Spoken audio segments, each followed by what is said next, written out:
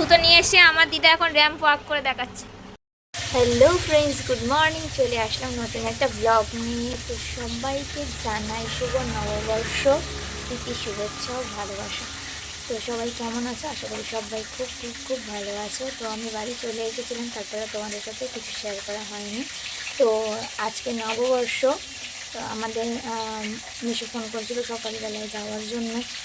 তো যাব, তোমাদের দাদা যেতে পারবে না, আজকে কাজ রয়েছে, কাজে যেতে হবে। তো আমি যাব, তো রান্নাবান্না সেরে তোমাদের দাদাকে টিফিন গুছিয়ে দিয়ে ও বেরোলে তারপরে আমিও একসাথেই বেরোবো। তো চলো পুরো ভিডিওটা দেখতে থাকো। একদিকে ভাত বসিয়েছি, একদিকে মাছ ভাজা হচ্ছে। তো মাছ রান্না হবে আর এদিকে ভাত করব, আর দেখি পটল দিয়ে সর্ষে দিয়ে রান্না করব। তো এখন বেরোচ্ছি, রেডি হয়ে গেছি। তো চলো, তোমাদের দাদা আগেই বেরিয়ে গেছে, তো আমিও রেডি হয়ে গেছি, এখন যাব। তাই চলো, তারপরে চলে গিয়েছিলাম বাড়িতে। তো এই যে যাচ্ছি, বাইরে দেখো প্রচুর রোদ্দুর। ও তোমাদের তো বলা হয়নি যে জামাটা পরেছি, এটা আমার মেশো দিয়েছে। তো প্রত্যেকটা ছেলে মেয়েকেই দিয়েছে। তো আমি পরে আসলাম, যেহেতু পয়লা বৈশাখ এই উপলক্ষেই দিয়েছিল। তো চলো, বাড়ির সামনে চলে এসেছি, চলো। তো মাসিদের বাড়ি চলে এসেছি, এসে দেখি বৌদি রান্না করছে। তো বড় মাসি বাড়ি নেই, কাজে গিয়েছে।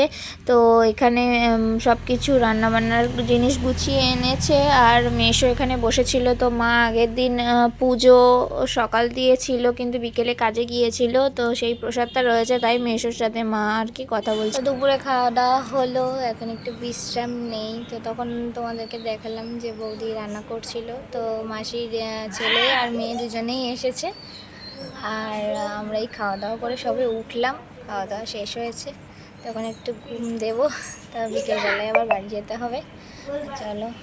তো পয়লা বৈশাখের দিন মেশো বাজার করে নিয়ে এসেছিল খাসির মাংস, তো সেটাই আর কি রান্না করে খাওয়া দাওয়া করে এখন আমরা সব বসলাম এক জায়গাতে। তো একটু শোবো, তারপরে যাব বিকেলবেলায় মামা বাড়িতে। মামা বাড়ি যাচ্ছি, তারপরে যাব একটু মেলায় ঘুরে তারপরে বাড়ি যাব।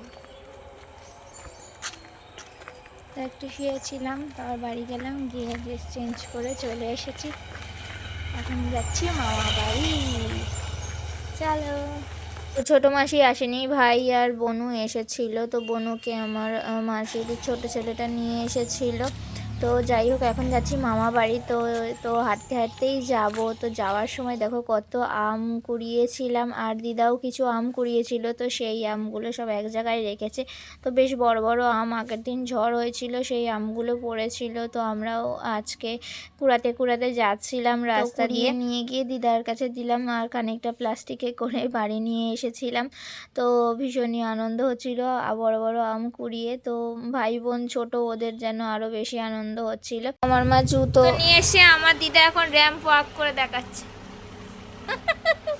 পায়ে হচ্ছে না, তাও পড়বে। কি দুঃখ, জুতো নিয়ে টানাটানি। তো বনু দেখো কি বললো, জুতো নিয়ে টানাটানি। আসলে জুতোটা মা নিয়ে ভুলে গিয়েছিল নিয়ে যেতে, তো ওই জন্য আর কি দিদা বাড়িতে ছিল। তো দিদা সেই জুতোটা পায়ে গলাবে, পায়ে হচ্ছে না, তাও পড়ছে বলে আমি বলেছি, বলছে হ্যাঁ আমি জুতো পরেছি বলে তোর হিংসা হচ্ছে। তো যাই হোক, ওখান থেকে বেরিয়ে চলে আসলাম। দেখো আমাদের এই দিঘরাতে মেলা হচ্ছে।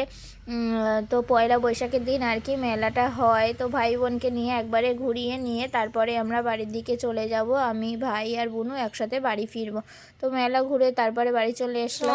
বাদাম নিয়ে এসেছি, মা পাঠিয়েছে, মায়ের জামাইয়ের জন্য বাদাম পাঠিয়েছে।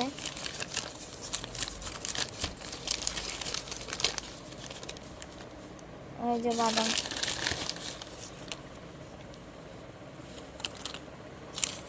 খাই একটা।